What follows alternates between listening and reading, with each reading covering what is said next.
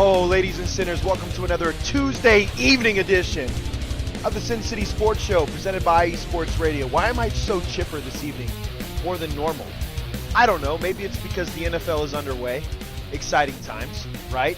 Who isn't jacked to see more football? College football has been a pretty good time so far.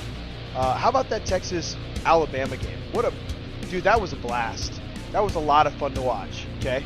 A lot of good football so far to start this year. I will say this, week one NFL, you could tell it's week one. Starters did not get any playing time in preseason, and it showed, especially the quarterbacks, man. I just didn't think they were that good this week. We'll talk about that a little bit. Las Vegas Aces are in the WNBA Finals, ladies and gentlemen. Ladies and sinners, Las Vegas Lady Aces are in the finals. They currently Aces have a 1-0 series lead over the Connecticut Sun because the Chicago Sky just couldn't get it done. It is what it is. Something about Chicago sports, man. It just isn't their time. They just don't have it in them. What the Las Vegas Lady Aces do, they absolutely do. And we're going to talk about them tonight. And I'm going to give you guys an update as we go. Right now it's at half, 45-37 lead by the Lady Aces. Hopefully they go up 2-0. That'll give them some really good cushion going back to Connecticut or going to Connecticut. What a long travel, by the way, from Nevada to Connecticut. That'd be some hours, especially if you had to drive that. A lot to talk about tonight, though. Again, thank you guys. Thank you, folks, so much for tuning in to the Sin City Sports Show, presented by eSports Radio, your direct feed for all that is sports. I'm your host, Cale Henderson. When we get back, oh yeah, we're going to dive straight into Lady Aces, talk about UNLV and the Raiders Game 1 recap, and then looking forward to Arizona when we get back.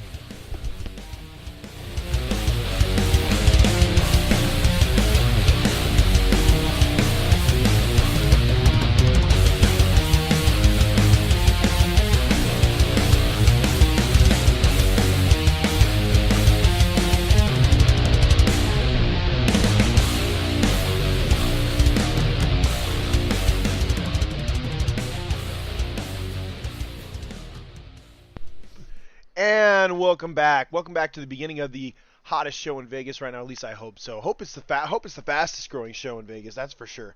The Las Vegas Lady Aces are underway. But again, before we get into all that, welcome to the Sin City Sports Show, presented by eSports Radio, your direct feed for all that is sports.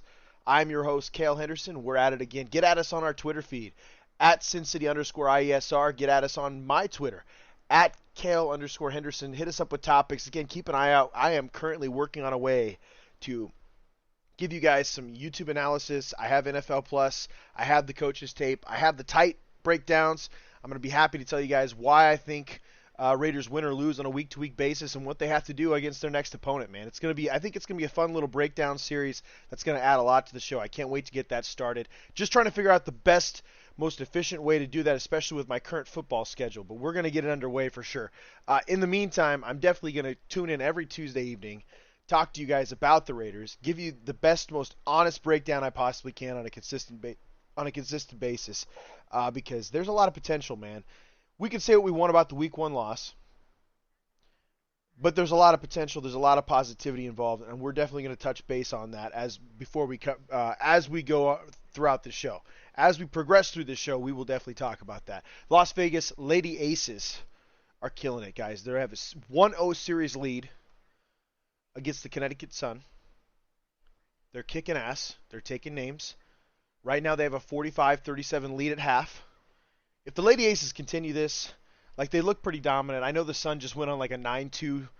It was a 9-4 run, 9-4 run there towards the end of the half. Lady Aces scored right before half. And, again, 45-37, good start. You repeat that same kind of performance in the second half, guess what? You're walking away 2-0 series lead. It's best of 5, so 3 wins. That's all it takes. 2-0 series lead would be massive. Traveling to Connecticut it would definitely put them in a really good position. It wouldn't surprise me if the Lady Aces sweep. Personally, to me, the only team that really gave the Lady Aces a ton of fits this year was the Chicago Sky. And they just couldn't get it done against the Sun. And there's just something about Chicago sports.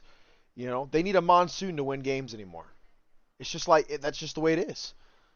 They have no offensive line. I'm just kidding. But still, no three-point shooting either way. And the Bulls are bad too, so I guess it's Kind of all goes together. Blackhawks are in a rebuild mode. Man, Cubs aren't that great. White Sox aren't that great. Lord have mercy. Chicago.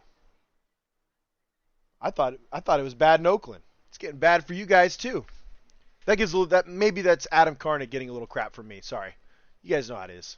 We love our boy Adam Karnick. He's the host of Chi-Town Weekly. He's also the host of the Neutral Zone, a show I used to host. Love seeing Adam, man. Adam's a great teammate. He's a badass. Larry B is in the chat today.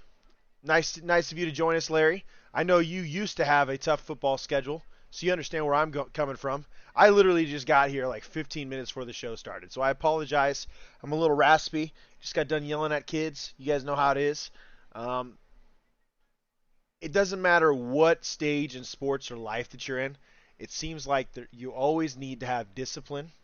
You need to have a schedule, and you need to have an itinerary. And I'm telling you guys, it helps a lot. It's how I stay organized. It's how I'm able to show up almost every Tuesday for this show. Otherwise, if I didn't have that kind of schedule, if I didn't have that kind of structure, if I didn't have a really good woman that backs me all the time and encourages me to do all this crazy, busy schedule type stuff, I wouldn't be able to do it. So shout out to all the supporters out there in my life, my family, Larry B being one of them. Guy reached out to me, said, hey, you need to be the Vegas host. And I said, okay, yeah, let's make this work.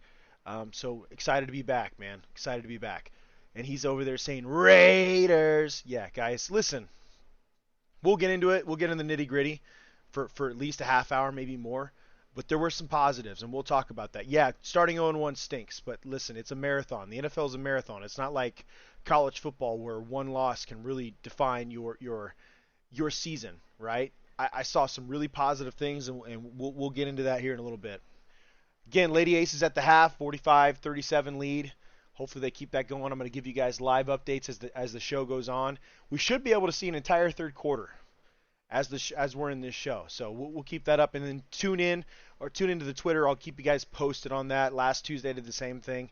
I will make sure you guys know whether the Lady Aces win or not, and we're going to keep track. It'd be awesome to have another Vegas champion. Remember, Las Vegas volleyball team, the Las Vegas Ramblers, they've already won a natty, or they already won a championship, right?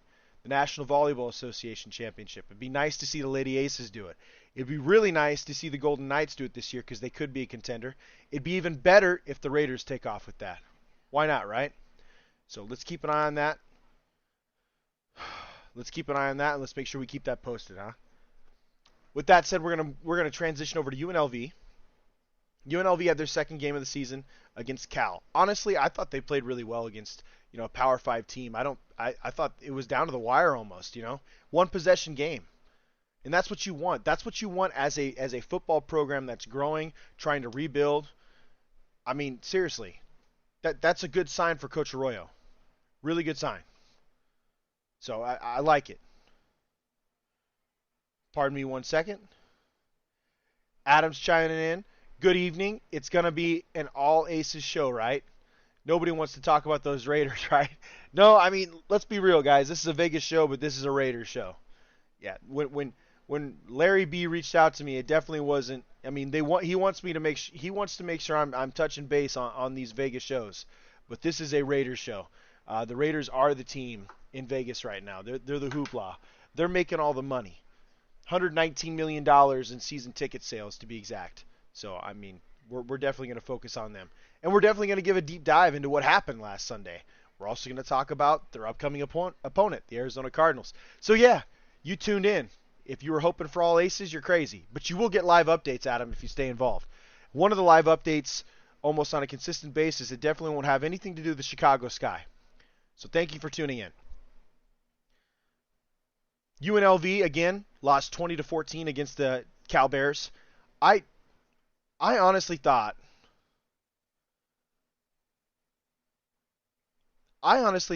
that UNLV did a really good job of playing California. Now, California is probably one of the worst Pac-12 teams in the Pac-12. They're not very good.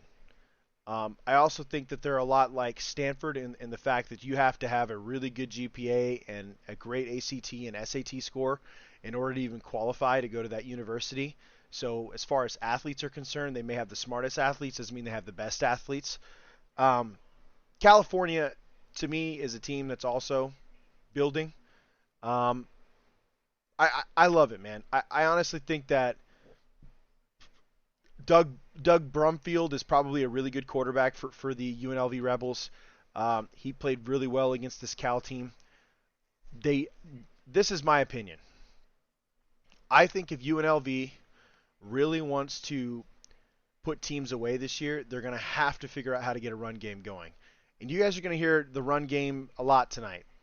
I'm going to stress that later for sure. That's just giving you a little bit of foresight. We're going to talk about the run game later. I personally think that the run game in today's football is really overlooked. Yes, it is so exciting to watch a passing game. It is really exciting to see Doug Brumfield just break the pocket, roll out, and find somebody that's on the open. It's a lot of fun. But I mean, if we're being realistic, man, the best teams every single year are really good at running the football. Now, granted, Aiden Robbins for UNLV, running back, number 9, did an excellent job. He had 14 carries, 84 yards. That's a 6-yard average. It's a touchdown. My question is, if you're getting, and listen, some of it is they just didn't have a lot of possessions, right? I get that. But my question is, if your running back is averaging 6 yards a carry, how the hell are you not going to give him 10 more carries? You're gashing the Golden Bears, apparently. 6 yards a carry is excellent. 6 yards a carry is a first down every two runs. That would set up play action. That would make things a lot easier for Doug Brumfield and those really fast wide receivers that the UNLV Rebels have. So overall, I think they put up a really good fight. But sometimes I think coaches in all levels of football really overthink. The game of football was made 3 yards in a cloud of dust. And I'm that run the damn ball guy. I love to throw it. If I had a quarterback, I'd probably run, an air raid offense if I had the quarterback to do it. If he was smart enough to do it and he had the cannon, I'd do it. I'd love that. It's fun to throw the ball. But at the end of the day, it's the air raid, man. At the end of the day, it's running the ball. It's 3 yards in a cloud of dust, and that'll never change. Short segue. Lady Aces are back in action. Third quarter started. 8:51 left. Lady Aces have a 49-39 lead. And I hope it's an all Aces half, man. I hope they keep it up and continue to kick ass. Because we need it. We need it, baby. Transitioning back to UNLV again. I don't know why coaches overthink crap. They really do. They caused a turnover. They had an interception Saturday. They did a good job of keeping California frustrated. I don't think Jack Plummer did that well. Maybe for him he did decent, but overall I think California struggled against a rebuilding UNLV Rebels team. And I think if they would have ran the ball, they'd have been just fine. Absolutely fine. And I guess I'll leave it there for now. Their next bout is against North Texas this upcoming Saturday. It will be in Las Vegas in Allegiant Stadium against North Texas. North Texas is usually one of those teams that I don't think they can be slept on. They're not a Power 5 team. They're a Group of 5 team, but they're a team that can't be slept on. They're a good football team. They tend to win games year in, year out. I just don't think UNLV can sleep on them. Do I think UNLV wins? Yes, I could totally see it being like a 34-27 type game. But that is their next opponent. The one after that will be Utah State. That's where they start getting into the Mountain West schedule. I think New Mexico is a very winnable game after Utah State. San Jose State's a winnable game. Air Force, man, I don't know what it is about Air Force. Like they just have that. They must have that class, Air Force is one of those teams that kind of cycles through it. It takes them a couple years to build it up. They're military service members, basically an ROTC, college version of ROTC, and that's the officers training course.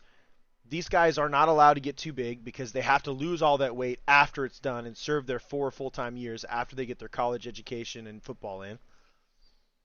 So it takes them a couple years to really develop these guys, get them in the weight room, get some size, some muscle. Air Force is looking good. As a matter of fact, the Air Force head coach happens to be one of the coaches that are named as a candidate to replace Scott Frost at Nebraska. Kind of cool, interesting, but kind of cool nonetheless. So definitely got to keep an eye on that. I might talk a little bit about that too as we go. As you guys know, and it's near and dear to me. I know it's not in the Las Vegas area, but being that I live in Nebraska, I do got to note Scott Frost was fired from Nebraska. He deserved it. He went like 16-31 in the 4 years and a couple games. Listen, the guy made over $20 million, which means he made over $1 million a win. You're just not going to keep your job in a Power 5 conference when you go 16-31. It doesn't matter that you lost like 19 of those 31 games by a score or less. That means you're not coaching certain things to get you over that hump. For example, most of the time it was special teams, right? Special teams, and honestly, probably more along the lines of discipline, because there's a lot of penalty yardage in the Frost era. Special teams and penalty yardage was an absolute slobber knocker for this team. It wasn't good. It was bad. This was probably one of the more penalized teams in the Big Ten, year in year out, in the Frost era. They were probably the worst special teams. They were probably the worst at special teams in the Frost era. It's almost like they never focused on it. They were never able to get an offensive line together. Like, they have a couple what seems to be fifth-year seniors on this offensive line, and they still can't run the ball efficiently. And that's all coaching, man. It really is. It's all scheme and coaching. If you have struggles, if your players are having struggles, you have to make adjustments, and that's just something I didn't feel like the Scott Frost era did. 3 times did they lose to Group of 5 teams. So basically 3 times they paid a Group of 5 team over $1 million to come into Memorial Stadium, which is one of the best places to play on earth, one of the hardest places to play on earth for a college team. 3 times did they pay a Group of 5 team to come in and beat them. Northern Illinois one year, Troy another year, and this year Georgia Southern. Now, granted, the Sun Belt Conference had a hell of a weekend last week. Doesn't change the fact that you are a Power 5 team. You're a program like Nebraska, which has a tradition of winning. One of the winningest programs in all of college football. And you just can't seem to get it together. I know it's hard to recruit there. It's a cold weather state. But how does Ohio State do it? How does Michigan do it consistently? How does Wisconsin do it? 10-plus wins a year. We got to stop the excuses. Minnesota's doing it, for God's sake. And Minnesota's colder than all of those.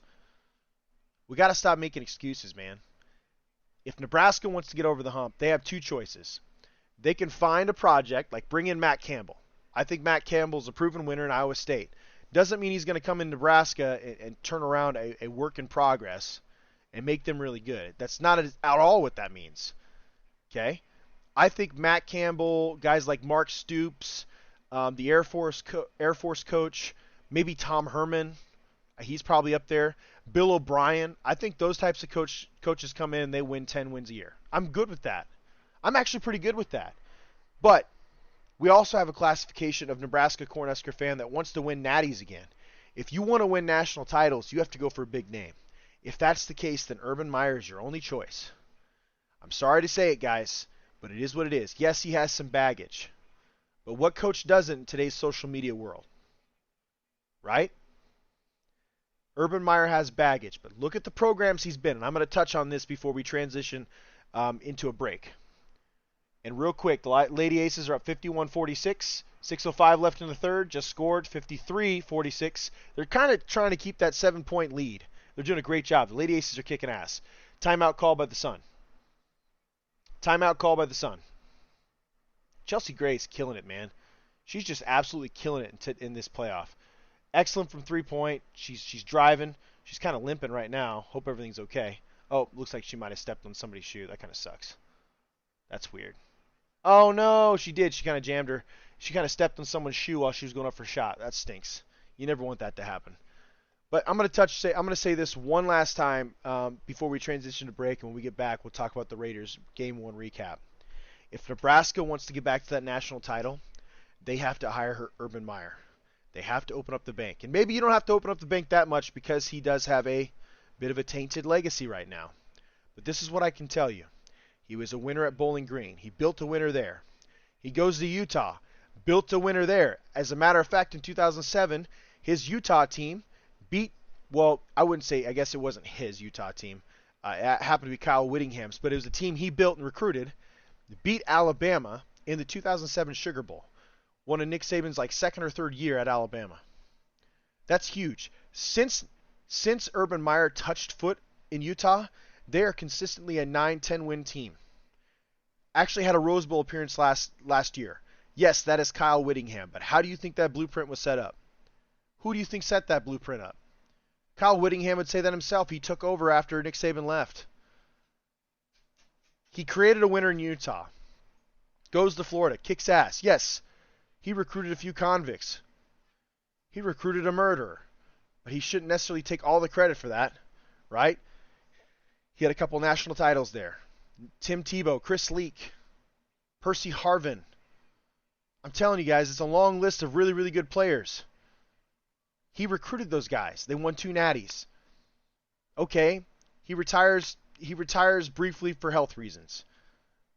Coincidentally, there were some NCAA recruiting violations that kind of sanctioned the Florida Gators after he left. Oh well, a couple of years later, Ohio State hires him. Ohio State is in trouble. They had to move on from Jim Tressel because of the tattoo fiasco, and they just weren't competitive a couple of years, right? Like, they were competitive, they just weren't the national title competitive for a couple of years. Urban Meyer shows up in his first year and has an undefeated season. Nobody talks about that undefeated season because it didn't count. They were under sanctions that year, but they still went undefeated. They're not as desperate as UCF. They're not putting they were national title or national champs that year in Ohio State's stadium. But the very following year, when they were bowl eligible with Zeke Elliott and all those boys, they won the title against Marcus Mariota and the Ducks. Won the national title against them. And since then, Ryan Day has taken over a well-oiled car that all he has to do is make sure that there is premium fuel, synthetic oil changes, and all this guy has to do is go out and say, hey, I coach for Ohio State. That was set up by Urban Meyer. He probably doesn't say that. But all Ryan Day has to do is go out and recruit well. And he doesn't really have, he just throws a football. There's 3 teams in the NCAA. Georgia, Alabama, and Ohio State that are almost locks for the playoff. Urban Meyer has a lot to do with what happened at Ohio State and how this recruiting pipeline is set up. Yes, he had his issues in Jacksonville. Doesn't mean that same stuff's going to happen in Nebraska. So, 2 ways to go about it. I think Tom Herman, Bill O'Brien, Matt Campbell, the Air Force coach, maybe Leipold from Kansas. They're all great candidates if you want to be a team to get back to winning and consistent bowl games. But if you want to win national championships, and I'm sorry, again, I know this is a Las Vegas show, but I got to talk about some of the stuff that's happening out there in the college football world. If you want to win national championships again, Nebraska, go get Urban. Don't waste time. Go get Urban.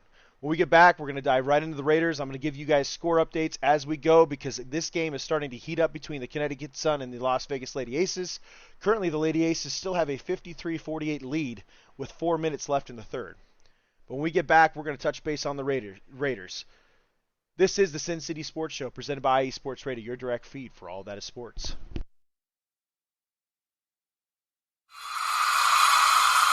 Damn!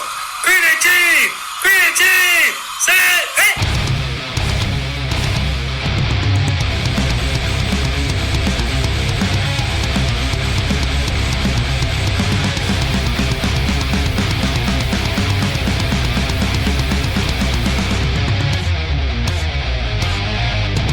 What's going on, football fans? This is me, your boy Larry B, inviting you to join myself, Colin Reynolds, Mike Pat, and John Felipe for one of the most electrifying football shows you have ever heard.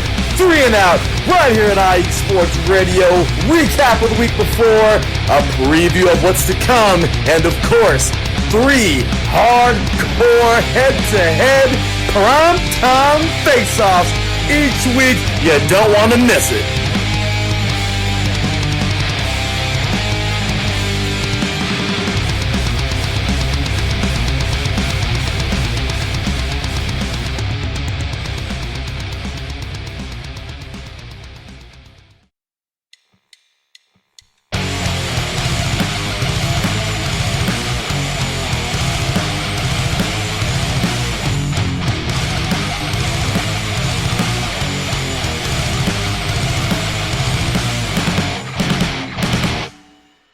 love college football? And do you want to hear a college football show dedicated to all that is college football, including junior college and the CCAA and the NJCAA, the NAIA, and the NCAA, including Division III, Division II, Division I AA in the FCS, and Division I A in the FBS? Well then, look no further.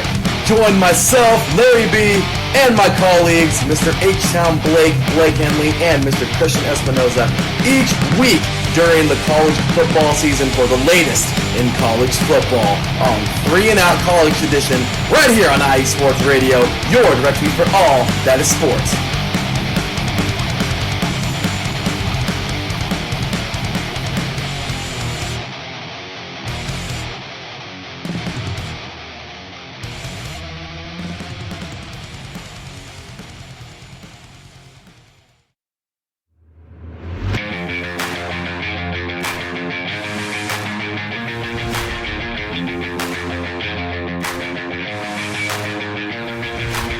What's happening, sports fans?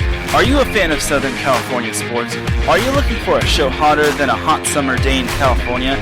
Then look no further than the SoCal Supreme Sports Show, where I talk about all things Southern California sports.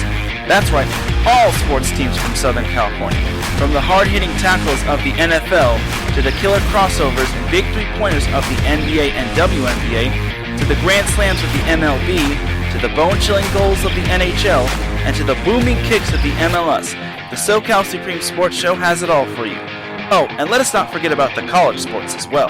So join me, Taryn Rodriguez, every week here on IE Sports Radio, your direct feed for all that is sports.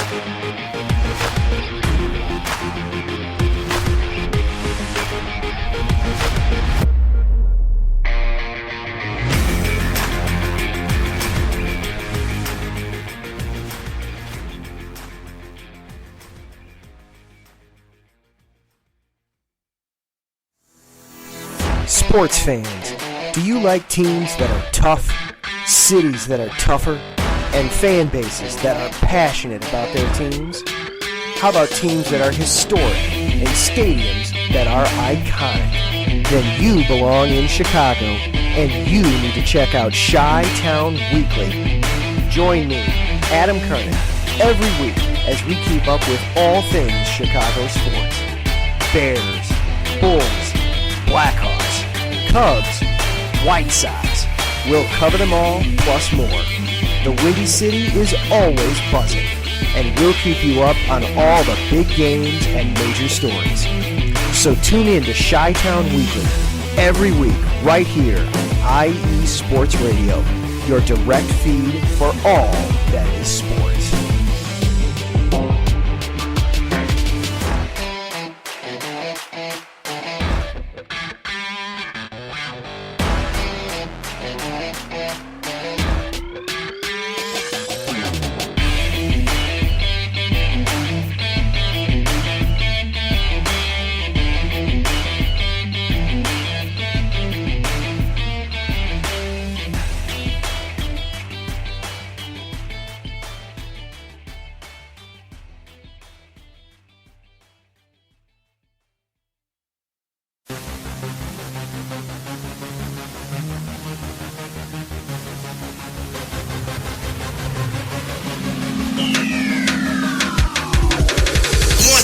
Everybody, this is Taryn Rodriguez. Are you a fan of volleyball? Are you a fan of Thunder Spikes? Then I have the show for you, Set Point, where I cover NCAA men's and women's volleyball, high school boys and girls volleyball, beach volleyball, and even professional volleyball. Catch the action every week here on IE Sports Radio, your direct feed for all that is sports.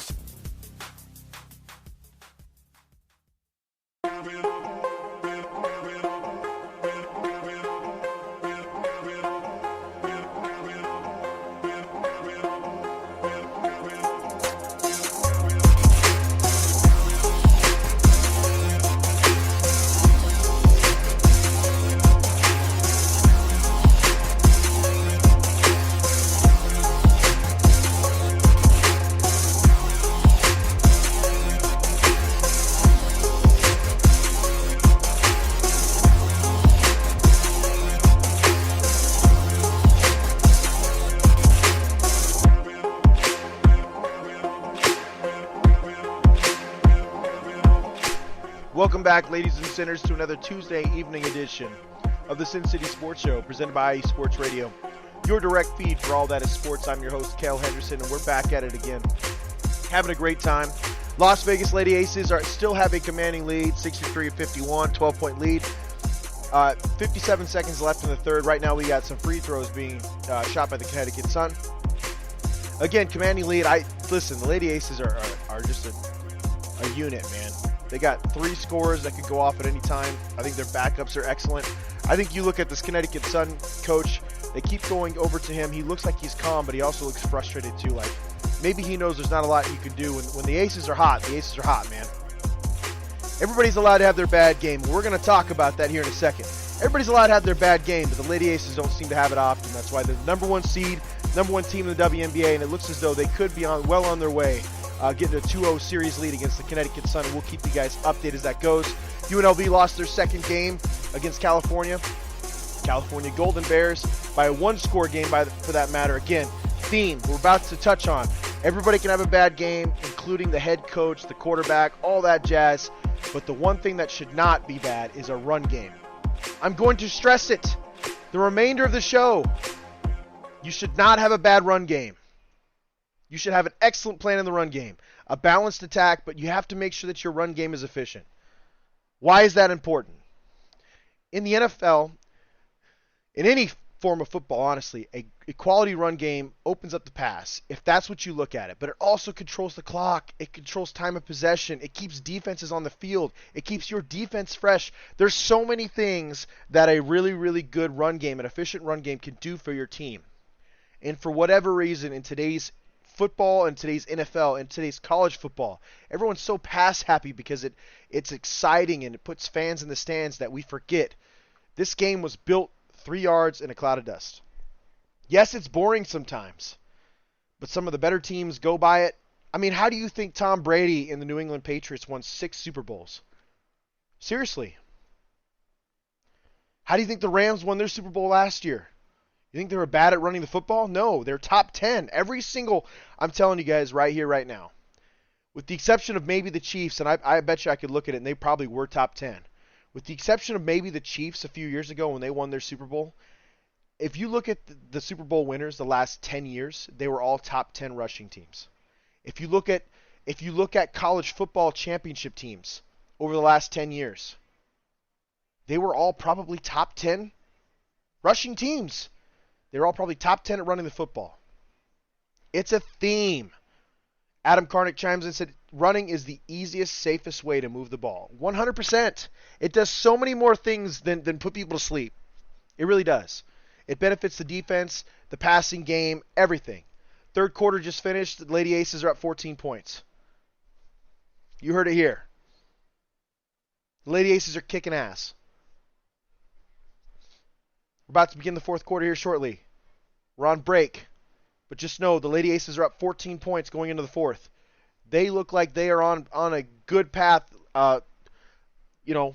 minus or with the exception maybe the Connecticut Sun, because they have the ability to do it, can go on a run. I have a really, really good feeling that the Sin City, the Las Vegas Lady Aces, could be starting this WNBA Finals out 2-0 series lead, which would be epic. Back to football. The reason why I'm saying these things, guys, is you have an offensive coordinator that was hired to be the head coach of the Las Vegas Raiders.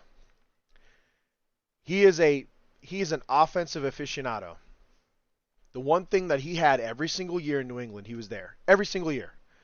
Even in the Cam Newton years, which were bad. Even in the Cam Newton year, I should say, which was bad. A top 10 rushing attack. My question is, and before I get to a total recap, why not run the ball more? And all I can say is this. Anybody can have bad games. It's how you respond after that. I don't think Derek Carr had a particularly good game. I don't. I like how aggressive he was. Again, positive.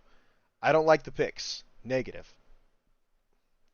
I loved him and Davante Adams' connection. Davante Adams had 10 catches for 141 yards and a touchdown yesterday. Sunday. Loved that connection. It looks great already. Don't like the 3 picks. Still hung up on it. The Raiders' defense looked amazing. Honestly, you guys may think I'm crazy on this. I do think they got gashed in the middle a little bit in the run game by the Los Angeles Chargers. But I'll say this. I think we should all just give the Chargers their flowers right now. No different than what we did at the beginning of the season last year. Now, what matters is Week 18. And I'm definitely going to hold that out there. But we've all said, everybody, I would say in IE Sports Radio that has any bit of football knowledge knows the Los Angeles Chargers are a top 3 NFL team right now. They really are. This is definitely the worst week in football, the NFL, like in terms of overreaction. It's always an overreaction week. Everyone overreacts in week 1, man. Someone could throw 5 touchdown passes. Ooh, they're going to win MVP. Stop it, man. Stop it. Okay? Do not overreact. Las Vegas, do not overreact to this. The Los Angeles Chargers are an excellent football team. They are stacked. Justin Herbert is a crazy talent. But I do think the defense is improved. They look like they're improved. The Los Angeles Chargers had 3 extra possessions than the Raiders because of those 3 picks. 3 extra possessions. They only had 24 points. The Raiders were still within 5 points. Think about that. The Raiders' defense did so well that they held what will be probably one of the top offenses in the NFL to 24 points. There were positives, man. There were serious positives. I still like the way that Derek Carr slung the football yesterday. Or Sunday, I apologize. Sunday. I still like it, man. He was pushing the ball down the field. I love the connection.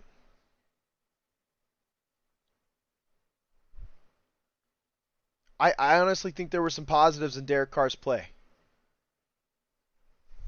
I think there were a couple guys in the offensive line that played particularly well. Overall, the unit was trash. I'm going to say it, man.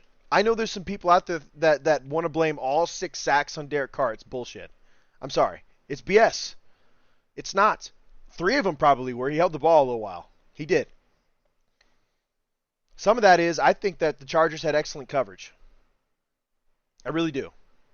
I think some guys just weren't getting open when they needed to. He also missed some throws. I'll say that. There were some wide open guys. He's not a perfect human being, guys. He's not a perfect quarterback. It's his first year in this system.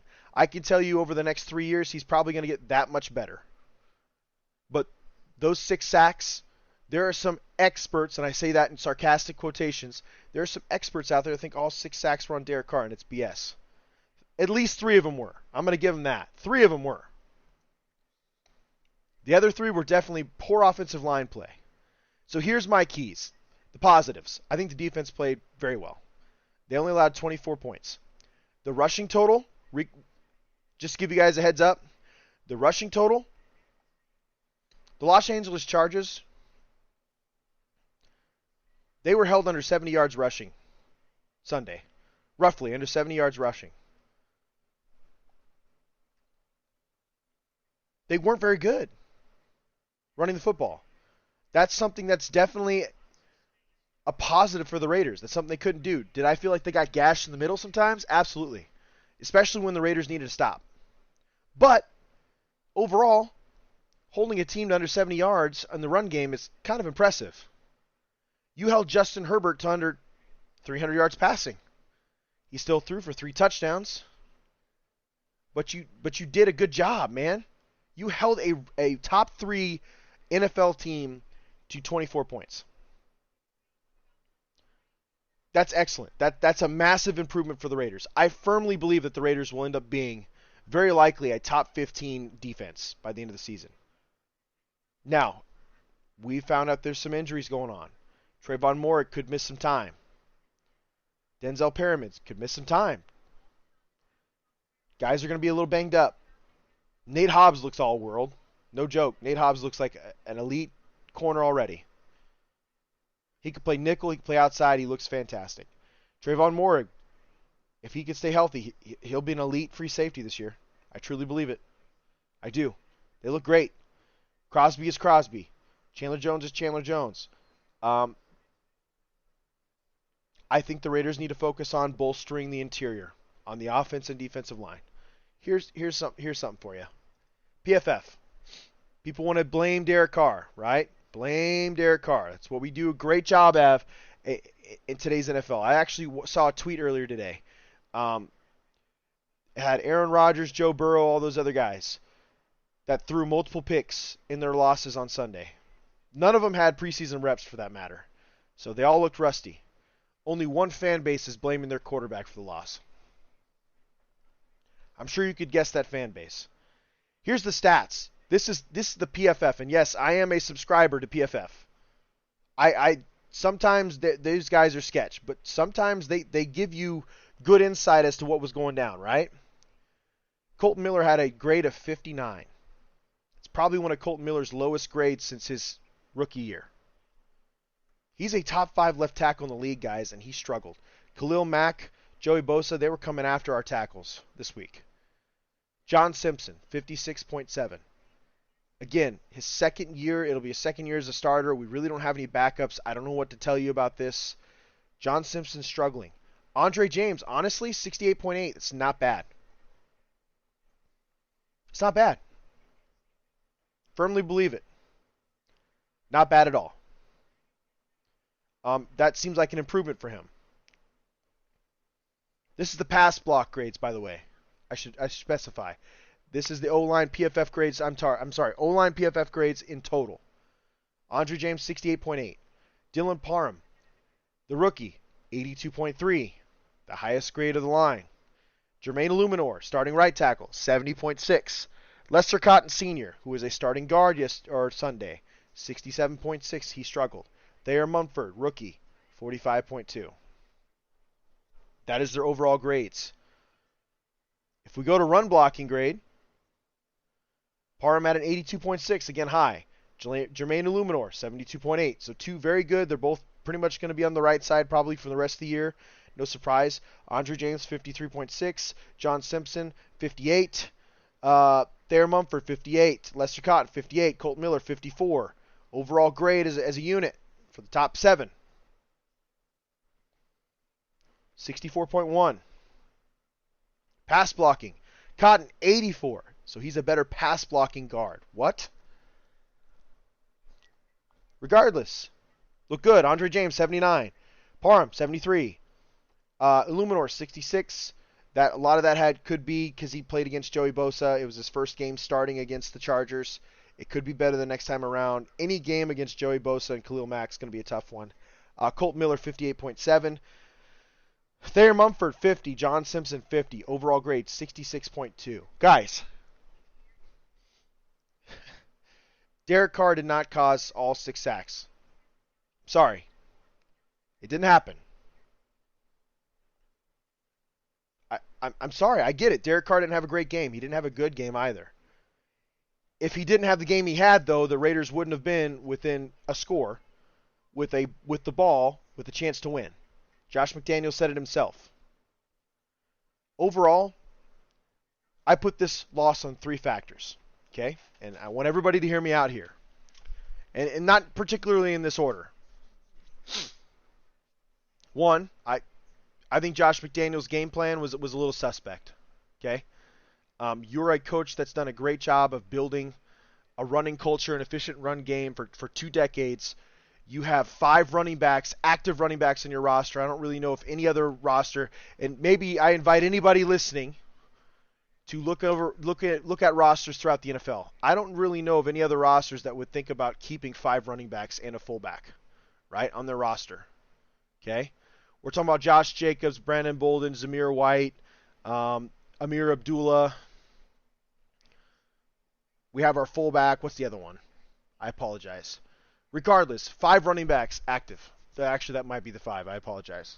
Regardless, you have 4 I-backs on your roster and a fullback. You ran the ball 13 times. The Raiders averaged 4.9 yards a carry. In the NFL, in today's NFL against big-ass defensive linemen, the Raiders only had 2 running backs rush the ball. Josh Jacobs had 57 yards on 10 carries. He had 5.7 yards per carry. His long run was 18 yards. Brandon Bolden, 3 carries, 7 yards. I have no idea why he's in the game. He's a prolific, very good third down back. I have no idea why you have this guy running the ball. You have a rookie in Zamir White who is a tank. He's an absolute beast. He's a faster version of Josh Jacobs, and for whatever reason, that guy didn't touch the ball. I don't get it. That's on Josh McDaniels, guys. That is one of the reasons why I'm saying that loss is on Josh McDaniels. Josh McDaniels owned up to it. He said, hey, we got a lot to learn from this. I don't think anybody played particularly poor. We just got to do better, clean up some things. I appreciate his candor. But this is one of them.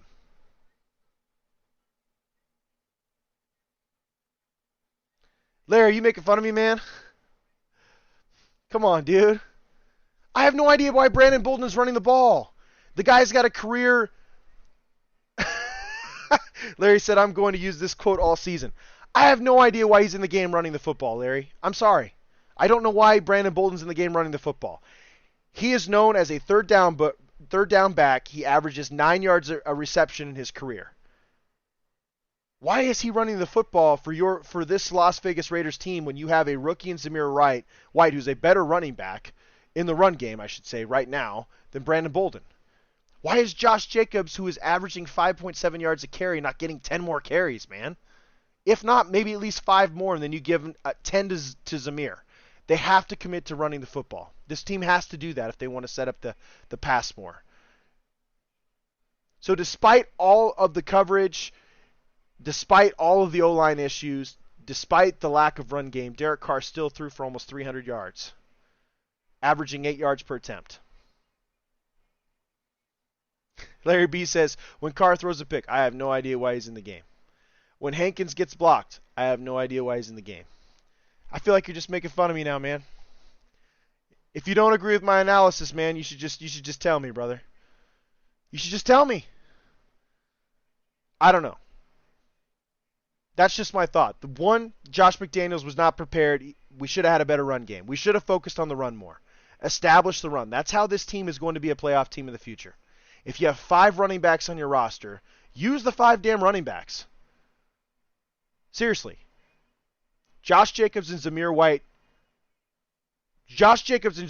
should be your focus on the run game for the rest of the season. Brandon Bolden and Amir Abdullah should be your passing game guys. I don't care if it's telegraphed. I don't care if teams pick up on that. If we're efficient, it doesn't matter. It's old school, right? And then your quarterback plays better. Your receivers suddenly have more separation. They're suddenly more open. It's just how it is. The second thing, I think the offensive line didn't play very well. I don't like that they had 3 different rotations at the offensive line with their 7 best linemen on this roster. The grades spoke for themselves, guys. 60s isn't great. There were some guys in the 50s.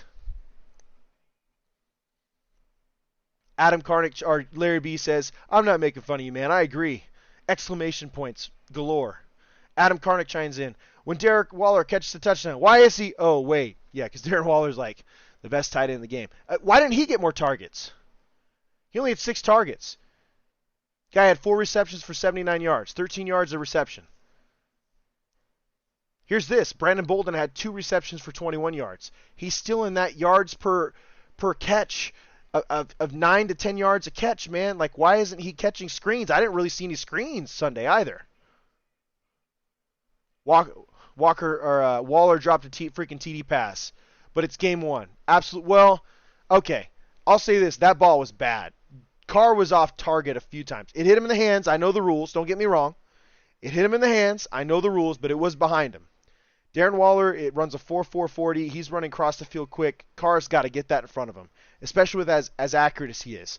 I love Derek Carr. Don't get me wrong, but I'm also not going to shy away from saying that was a bad ball.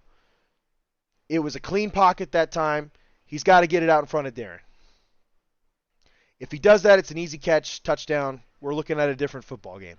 So that was on Derek.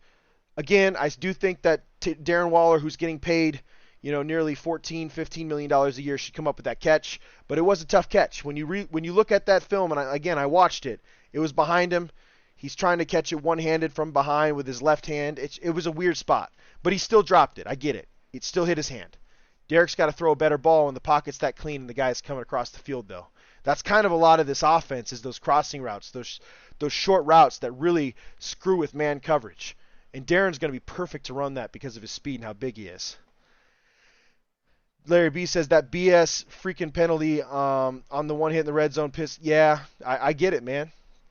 This game should just be two-hand touch anymore, dude. I saw an egregious, and I can't remember which. Oh, the Alabama-Texas game. That was not roughing the passer in the end zone. You know what I'm talking about? Texas should have had a safety. Unbelievable. No, it's not even about that, Larry. Like, football has changed. Again, we are in a day and age where penalties protect the offense. Penalties keep offense on the field. Penalties promote the passing game, which is why we're moving away from the run game, because people want to move away from the physicality, it almost feels like sometimes. But the best teams are the most physical. Larry says, I'm just a biased defensive player. Yeah, that was crap. Dude, that was the worst. That was the worst call I've ever seen. The deliberation between those referees, that dude was not hit very hard. That was crap. That was one of the worst calls I've ever seen. Texas kicked ass. They played Alabama to the line. I think Steve Sarkisian coached a masterful game.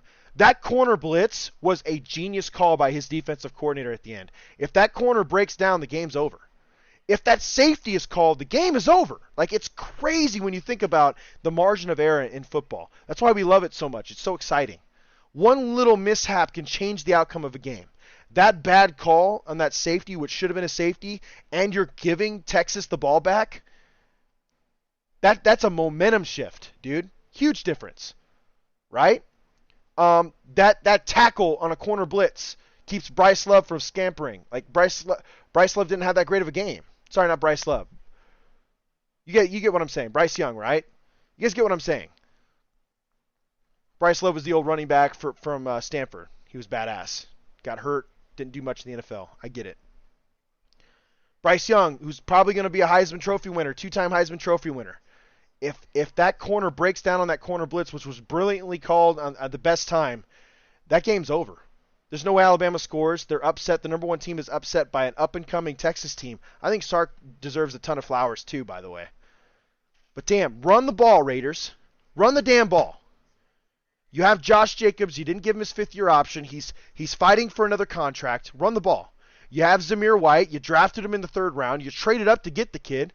Run the damn ball, man. Establish the run. Be physical. And this play action, you have one of the best play action quarterbacks in all of the NFL. One of the best play action quarterbacks in all of the NFL. And you run the ball 13 times total. 13 times total, guys. It's ridiculous. That's on Josh McDaniels. The offensive line's got to play better. They got to stop rotating. Why are you taking your top 7, 8 guys and doing 3 different rotations in the middle of your first NFL game of the season against one of the best teams in all of the NFL? What the hell is that? That's horrible. Adam Karnick, Sin City episode 26, just run the damn ball. Yes! I'm sorry, man. I'm on a soapbox and I sound crazy, but seriously. Am I wrong, guys? Like, for real. Your team is averaging 4.9 yards a carry in the NFL, dude. That's crazy. And you don't run the ball. 13 times total. That's horrible play calling. That's bad coaching. I've been praising Josh McDaniels all offseason, and this happens. So, yes, I blame him. I blame the fact that we didn't run the ball very well. I blame the fact that the offensive line was rotated 3 different times. There was 3 different starting combinations this weekend in one game against the top NFL team. I think that's horrible. No wonder they all have bad grades. I don't totally blame them. They're a mash unit that I thought needed an upgrade this offseason for weeks, even after the Devontae Adams trade, even after the draft. I've been saying it for weeks. I think Darrell Williams should have been signed. I think J.C. Treader should have been looked at.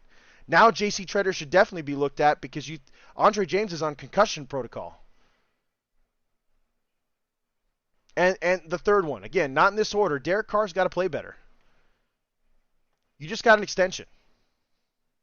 You got to play better. I love the aggressiveness. I think it's badass. I love your connection with Devontae Adams, but you have Darren Waller who's averaging 13 yards a reception. Why was Hunter Renfrow only targeted 6 times? He had 3 receptions for 21 yards. Just saying, guys. But here's the positive. The Raiders were within one reception, even after giving the ball away 3 times. They were within one possession. That's a huge deal. That means this team has so much room to grow, it's not even funny. Not even funny. So there's a lot of positives, there's some negatives, and it's got to get fixed before Arizona. Arizona is down bad right now. Kyler Murray, I was watching a TikTok.